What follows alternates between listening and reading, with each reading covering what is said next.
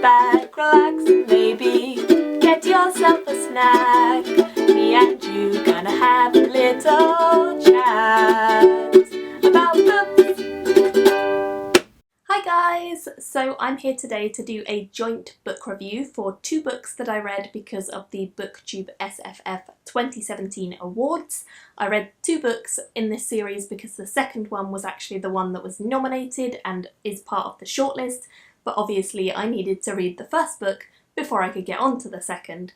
And so I read these two, A Court of Thorns and Roses, which is book number 1, and then A Court of Mist and Fury, which is book number 2, both of which are by Sarah J Maas. So I started off with this one, which is book number 1, and in this book we meet Feyre and her family. Feyre is our main character, a normal human girl. She lives with her two older sisters who are a little bit whiny, they don't really do an awful lot, and her father, who is crippled because of something that happened to him when he could not pay his debt. He was crippled by the debtors. And her mother is dead, so she's no longer around. They used to be a very wealthy family, but they have fallen on hard times and they now live in a little shack at the edge of the village, kind of abandoned by most of the people from high society that they used to know. And they've been there for a few years and only Feyre is able to go out and hunt for them and kind of take care of them. She's very Katniss-esque. She goes out hunting, she brings back the food, they sell the coats and they eat the food, and that's how they survive day to day. In book 1, I have to say, I did not like Feyre as a character. She is quite a whiny character, she kind of gets it from her sisters. I mean, they're more annoying, but she's not great either. I did not really like the way that she was kind of so stereotypical. She feels like a very stereotypical, naive young girl who doesn't really know anything about the world, which I guess is kind of fair enough, because she hasn't had to go through too much, but she doesn't feel like she's really suffered to me. She doesn't feel genuine in the beginning of this book and even as the book goes on. Now what happens to Feyre is that she one day is out hunting and she decides that she is going to kill a wolf. This wolf looks kind of a little bit suspicious to her. It doesn't necessarily look like a normal wolf. It looks a lot stronger, a lot more intelligent, which is the key. And she actually ends up killing a fairy, and this means the fairy's family and friends have the right to kill you or to take you back into the fairy realm. And so she gets a visit from a fairy and he offers her the choice of death or coming to the fairy realm, and she chooses to go to the fairy realm. So we follow her as she goes there, we follow her as she finds out about the kind of court intrigue, she finds out about the different society levels, she finds out a lot more about the magic and kind of what they can do, how they live. In this world, humans and fae are quite divided. There's a big wall that stops most people from getting through one way or the other. However, there are different types of people who do cross for certain reasons, and we sort of follow her as she goes through the wall. She can't get back to her family. She's essentially trapped there. She has to like live there for the rest of her life, but she's always working on ways to escape, to get back to them, and to possibly figure out a way to return to her family, who she loves very dearly, even though they kind of don't care about her. She does want to get back to them. So that is essentially the plot of this one. However, there is a lot of romance thrown in.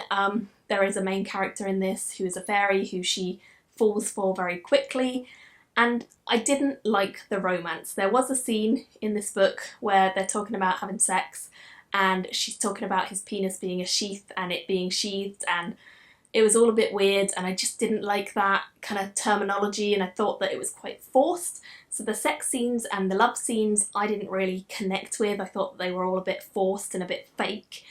If you take that out, I think the story has some likeable elements. I think the Fae magic and the Fae themselves are quite a mysterious race. There's some really interesting, darker, twisted people. Definitely there's a kind of feeling of bad and good characters in this, but there are some grey area characters, and those ones were the most interesting to me personally. I really didn't love the kind of love interest in this. I thought he had a lot of problems, a lot of flaws, and I didn't enjoy seeing him very often, which is a bit of a problem because he's in a lot of it. So I ended up giving this particular one 3 out of 5 stars just because I couldn't really connect to it. I didn't feel like it was pushing the boundaries. I didn't feel like it was doing anything new. It felt very, very much like a Beauty and the Beast retelling, which I since found out it is supposed to be, so fair enough. but I didn't know that going in, and it definitely felt like that. I had strong vibes of that, and there are problems with Beauty and the Beast that I don't really love anyway. It's not my favourite fairy tale at all. So it just didn't really gel with me, this particular book. And I felt like her character was the most irritating thing for me, the love and Feyre herself. So those were problems. But it wasn't awful. It was a lot better than some of the other Sarah J Maas books I've read, and I definitely enjoyed this a lot more than I enjoyed her Throne of Glass series, so I would recommend this over that. However, this book wasn't actually the one that made the shortlist. This book was the one that made the shortlist, A Court of Mist and Fury, and I'd heard amazing things about this book from everyone I know who's read it. They said that the first book was pretty pants, but the second book was amazing, and I thought, yeah, but is it gonna be? Is it gonna be? It really is. I have fallen under the spell of ACOMAF, which is what everyone seems to call it. It's like the hashtag version, ACOMAF. I flipping loved this book, and I didn't really want to because of how much I didn't love the first one. But I did. I fell in love with this book because this book does everything I didn't see in book one. Every issue that I had in book one, with her not being a strong character, falling for the wrong guy, having issues and not really standing up for herself, not really developing, not learning, not figuring things out about the fairy world when there's so much that she just didn't even care to explore. All of those things she does in this book. She becomes way more epic as a character herself. She meets a lot more characters who are actually interesting as side characters. She meets some really cool characters who we meet in book one, and they're kind of not really, it's not clear what side they're on, whether they're good or bad. And in this book she kind of gets the root of that. She finds out a lot more about these characters. She finds out about their homes, where they live, what they do day to day. And it becomes quite clear that initial impressions are not necessarily the real kind of background to these characters. And I loved seeing that and seeing her understand that there's so much more in this world that she didn't even think about in book one. And she becomes such a cool character.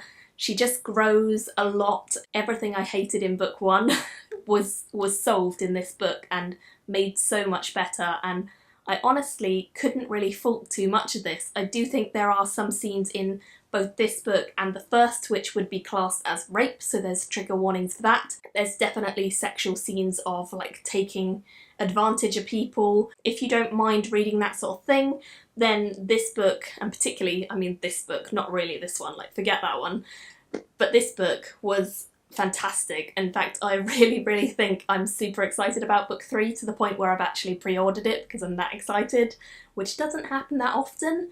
But the end of this was a massive cliffhanger, like, oh my goodness, I need the next book. And she just becomes so epic, and the love interest in this book is actually different to the love interest in book 1. And this love interest, I can get behind this love interest. I like this guy, he is great. He really intrigued me from the start when we first met him, and now I am there. I do not often get behind love interests in books, but sometimes I do, and this is one of those times. So really enjoying this. I would like to know, if you have read this book, if you are behind this love interest. I definitely think I am, because he's pretty great. I gave this one a 4.5 out of 5 stars, so I mean that is a pretty high rating. I really enjoyed it, to the point of just getting emotionally invested, really wanting to know what's going to happen next, and yeah, so much improvement on book 1. Can't even compare the two of them, because book 1 was just shocking. And to be honest, if I hadn't had to read this one for the BooktubeSFF Awards, I don't know that I would have gone on to it. I think I probably just would have thought, it's an okay series, I'll leave it. But this one I'm so glad I did read, because I really enjoyed it, and I would definitely recommend the series for this one. So those are my thoughts on these two books. I'd love to know yours down below if you've read them both, or if you just read this one, whether you are planning to now continue on to this one. I would say it's worth a shot, because like I said, everything I had an issue with was solved and made better in this one. So let me know your thoughts. Thank you all so much for watching, and I will see you very soon in another video. Bye! Thank you for watching my video today. Go pick up a book, then come back and chat with me again.